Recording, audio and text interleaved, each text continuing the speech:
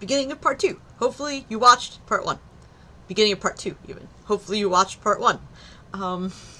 And this is actually kind of why, and the way that this is different from instant powers will also be relatively obvious, hopefully.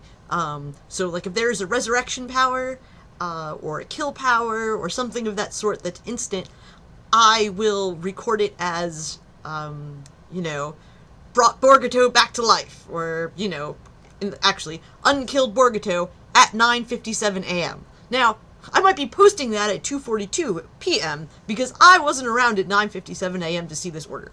But you will know that that is the exact time that that order took place.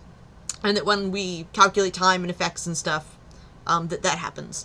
The after dawns and the after dusks are always the effects of things, first the immediate things that would happen after dusk. So you'd have primary powers take effect. And then generally things that validate or invalidate people's powers would come in and out of play, and then you'd get your little bit after, a little bit after, a little bit after. And then the other kinds of powers would say, at 9:57 something happened, at this time something happened. The other thing that can cause a report that blah blah blah happened at so-and-so a.m. Is the effect of someone breaking their posting restriction, and that will be soluble to you because you'll be able to, if you can figure out what their posting restriction was, look at their posts, is going to match the timestamp of one of their posts, and that post will be the third strike on their posting restriction. And if at any point you don't understand those things, I realize I just kind of talked about them in a jumble, but I wanted to introduce them as things you could ask questions about, because they are things that you're supposed to know as players. Okay, so all of those things are things that are inherent. They'll be just as true for favorite things from now as they are now. Now I'm going to talk a little bit about design concepts and roles and things that have tended to exist in this series, but this is the place where I can't guarantee they're going to in this set. I haven't written it yet. One thing that the series has featured is slowly connecting evil team. We've tended to have an evil team that's maybe the size you'd expect or slightly larger, but they don't all know each other. So you'll have like 2 max evils in a chat, and then a lone max evil and an ox, or even at one point there were 2 oxes in a chat, 2 max evils in a chat, and a lone max evil. When they die, they are often given choices. Max evils, should there be separated max evils, always have the option when they die, instead of going to dead chat, of staying in or joining max evil chat. Which means if you kill a max evil and they come back to life, you now have all of your max evils in a chat. It's kind of the consolation prize for their reveal. And I gave Oxes the same choice in more of Toke's favorite things. Royal died very early. He chose to stay in Ox evil chat with Aimkins and help her out with the game. They don't have to do that. And if they don't reveal, they might come to Dead Chat and try and FUD things up. And even if they do reveal, there are advantages in them coming to Dead Chat because there are Dead Chat haunts there. And so if they have an active evil Dead Chat haunt, they could come check in for the info. But it's a risk-reward decision that they make. And they get to make that decision again whenever they die and would come back. Generally, they tend to stay in chats, but that's just historical. And I can't promise this is exactly how it will work in this game, but that concept is a common concept to the series. Redirects have been a very common role in the series, and I don't know that I'm going to put them in, but it seems likely that there will be at least one role that takes all the things, votes, actions, kills, etc. from this target and takes them to this other target. If that is true in this version, it won't include, or rather it will include vote-targeted effects. I was really upset that I didn't like my ruling on that last time, so I would fix it. There have always been temporary invalidating and revalidating effects. Those seem like they would probably exist. They do an important thing. Someday maybe I'll manage to make a really cool set without them. Maybe this will be the time. But they generally work for about 24 hours, and they give you kind of a 24-hour view of what the world is like if that person doesn't have their power, so you could try to get them to not have had their power. Or if somebody has been invalidated against their will or because they screwed up too much, but their power was what was keeping your victory condition alive, it is a way to re-empower them to try and set the game up for a day such that you could win. There's always been one totally reversible kill. That matters.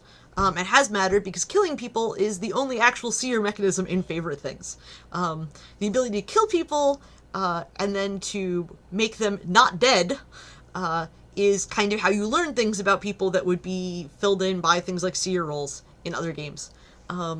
And the Aaron Fotheringham roll has always been one that could kill people and that could not be invalidated or shut down or reversed by any outside person. They've always had a posting restriction and they could choose to break that posting restriction and cancel their own power, but no one's ever been able to do it to them.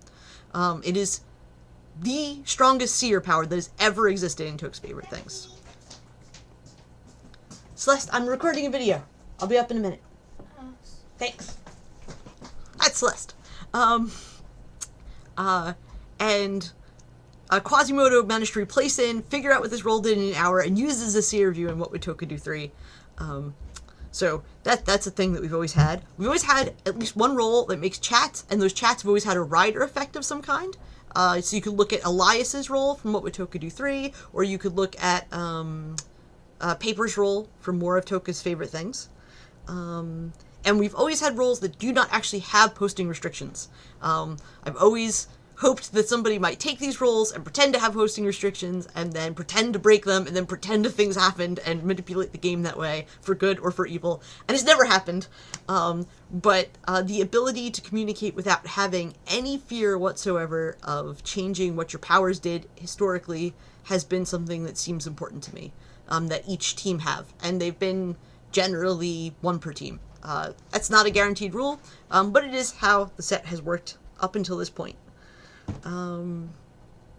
If at any point you say, I want a fake thing, you don't have to be evil to want a fake thing. You could be good, want a fake name for your role. You could be anything, neutral, whatever.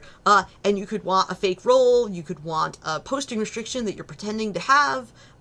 We will support you in that. Rather than going off kind of half-cocked and making up something that doesn't end up fitting with the role set because it's so quirky, I would really suggest that you come talk to me and to Elias in your mod chat and say, hey, is this a role? I kind of want to claim this role. Could it exist?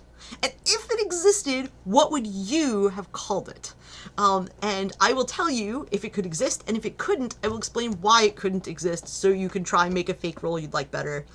If you tell us what your fake posting restriction is, we will attempt to help you police it the same way we police everyone's real posting restrictions. That's an option. But generally, those are things that work a lot better with feedback, because you won't write yourself into an impossible corner that other people will realize was never possible in the first place. And it's something that I try to give as much support for as I can. I won't write your cover role, but if you tell me what you vaguely want it to be like, I would explain how I might make such a role work in a favorite things game. I also, this came up a lot in more of Toke's favorite things, I answer hypothetical questions. So if you tell me, I believe player A has this power, and it does this thing, and you give me your explanation, maybe it was their thread explanation of what you think this power does, and when it takes effect. You can say, you know, if that happened, and I used my power, what would happen? And I will tell you the answer. If you ask a more general question, I'm going to have to ask you more about what you believe. But I want you to be able to work through how things would interact, and in a hidden roles game, that's a little tricky. So feel free to tell me what you believe about things, or posit things existing, and then ask me what they would do. It's fun for me.